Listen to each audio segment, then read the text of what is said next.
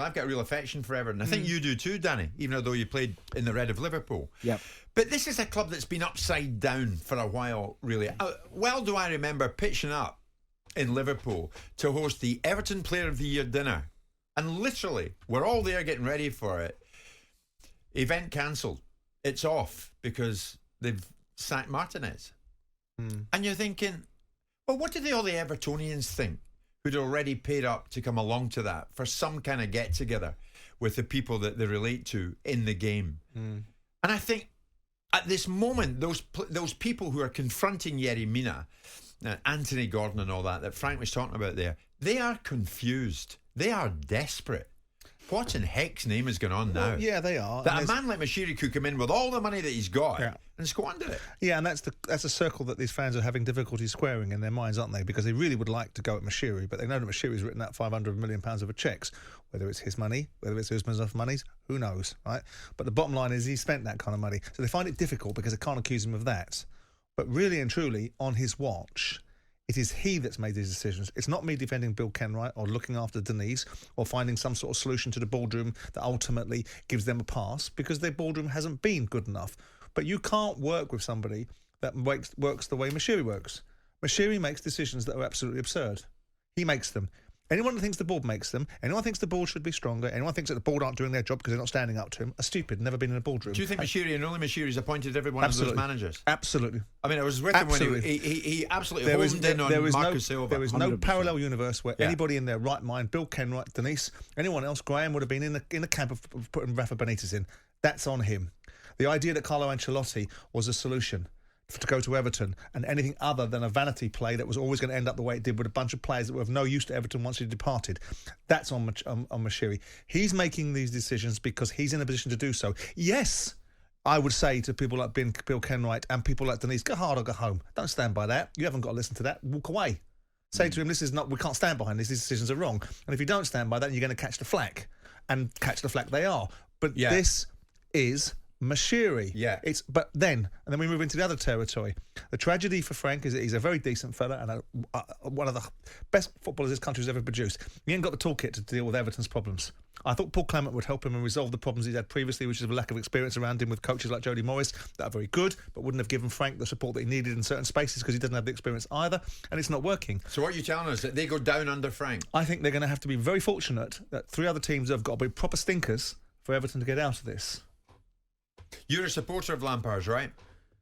Yeah, I mean, I have been for a long time. I know Frank well, and I'm with Simon. He's a good guy, and I do. He loves his football and he gives everything to the job. But this is a really difficult situation for him, and he hasn't been there before. Simon's right. It's hard to think of a manager who could be dealing with this. But ultimately, when you break it down, the problem Everton have had this season, irrelevant of what's gone on in the past and Mashiri's bad decisions and all the money they've spent. The problem they've got this season is they don't have enough goals in the team, creativity. From a footballing point of view, this is easy to break down. So, who's at fault for that?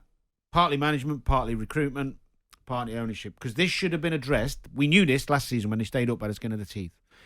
Everton's problem was scoring goals. Yes, they're defensively not great, but they dealt with that with Cody, Tarkowski, brought in some play, the lad they got from PSG in Idris again, midfield.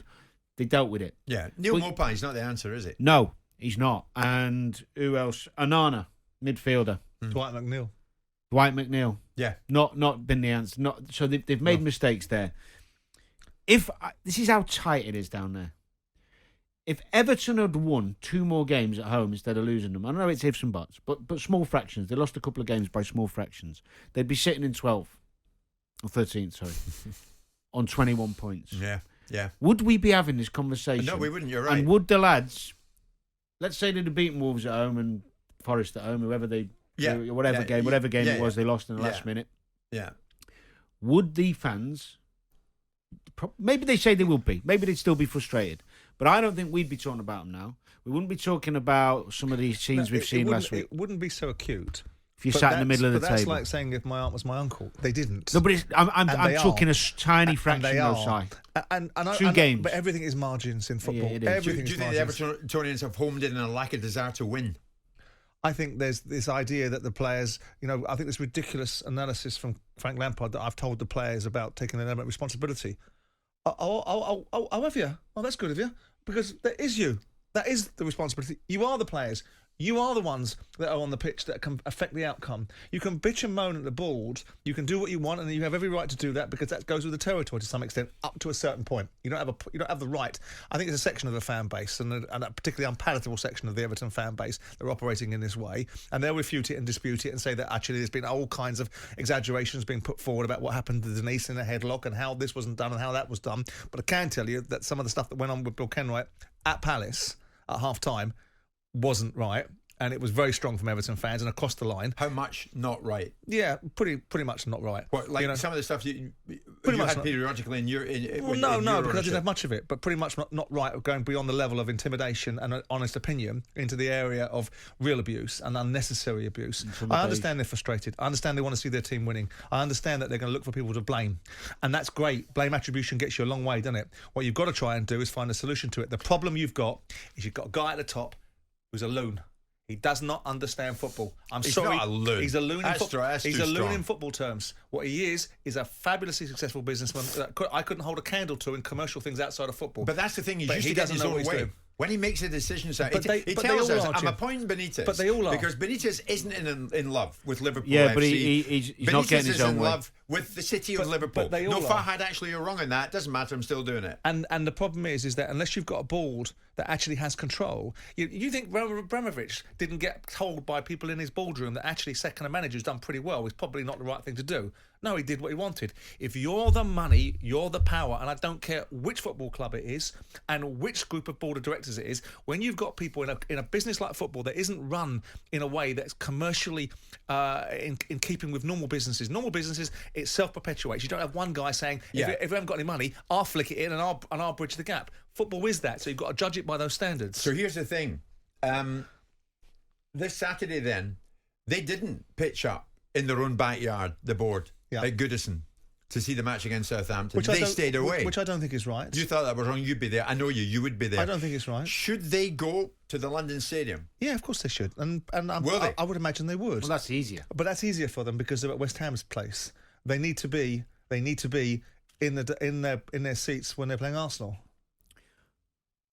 which is at Goodison, after they've played West Ham. Do not back down on anything from this point onwards. Don't be seen to back down. Where do you go from there? I would suggest to you that no doubt the security forces that work for them. It's one thing saying that I was instructed by my security team. Well, the security team works for you. They can't instruct you. They can advise you. You can choose to take their advice or not. But I would also suggest that they would say that ultimately the level of potential toxicity that was being generated around that particular fixture with the board sat there might have sparked and increased opportunities elsewhere for there to be more trouble. Again, I'm not entirely sure I subscribe to that view. Going to West Ham is going to be easier. I would imagine that they'll be there, and they need to be there and sat there. And I tell you who also needs to be there. It's the guy that owns the football club. He needs to be there. It's no good. Well, listen. For what reason? It doesn't because leaders lead. You can't have anarchy. You can't have the lunatics running the asylum. You can't have the fan base going off the reservation. We never see the Glazers. We never see Kroenke at Arsenal. And look at the discourse that we have. It's not going to make any difference to what happens on the pitch, whether they're there or not. No, I know it won't. But what it will do is it'll dial down the narrative that the fans think they can operate in a certain way and get away with it with impunity. That's fair. The bottom line is, if we believe that frustration is a good thing to vent at people, if we believe blame attribution is a successful culture that achieves something with no solution being offered at the end of it, which is what Everton fans are saying, get the ball out, get rid of Mashiri. Fantastic. What's your solution? Who comes in, pays the bills? Who comes in and provides the money? Because that's easy. We can get rid of everybody, but who are you going to put? No, that's where your conversation runs dry, does it? Okay, well, you're a lot of use to me. The bottom line is you've got what you've got. You have every right to voice your dissatisfaction, because Everton being second from bottom in the Premier League with a club of that stature and the money that's being spent on it is a shocker. But let's get some context about who you're taking it out on and what the actual solutions are going to be. Yeah. The thing of it is, Simon, as you know in football, say they get out of it and they survive. In 3 seasons from now, having survived and gone on a bit, they're in their spanking brand new stadium and everybody's forgotten about it. And who would have achieved that for them? Well, who would have achieved that stadium for them? The current board and the owner. Yeah. But that's no good. Having said that, they're not thinking about that. But that's no good. They're sitting in the Championship. Yeah. Jim White and Simon Jordan. Monday to Friday mornings from 10 on AM, on DAB, via the talkSPORT app and on your smart speaker. talkSPORT.